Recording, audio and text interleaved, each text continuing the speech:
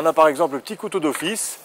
Donc ça, on l'utilise pour les petits taillages de légumes, les petits décors, les fruits, pour éplucher même des fruits, des légumes.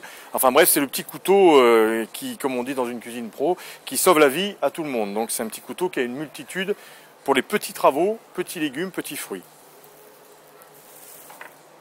Voilà. Ensuite, on a par exemple ce qu'on appelle les couteaux éminceurs, vous voyez. Donc on a plusieurs gammes, plusieurs grosses ou plus fines. Donc on a par exemple ce couteau qui est un angle droit qu'on utilise pour tous les taillages de légumes, que ce soit la julienne ou pour les émincer.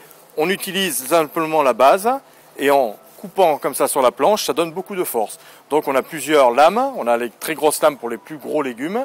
Par exemple pour les plus fins légumes, si on veut plus fin aussi le taillage, on a des lames plus longues et plus fines.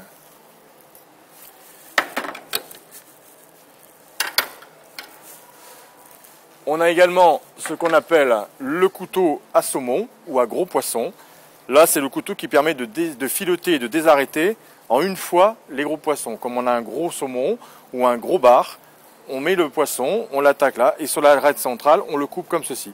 Et en sortant le poisson, ça nous permet d'avoir un seul filet sans aucun effort. Donc ça, c'est le couteau vraiment idéal pour tout travail du poisson. On a le couteau à jambon, donc on a un grand jambon par exemple sur un socle en bois et ça nous permet de couper des tranches très très fines pour l'apéritif par exemple, donc très souple et très rigide à la fois et ça permet de faire des tranches extrêmement fines.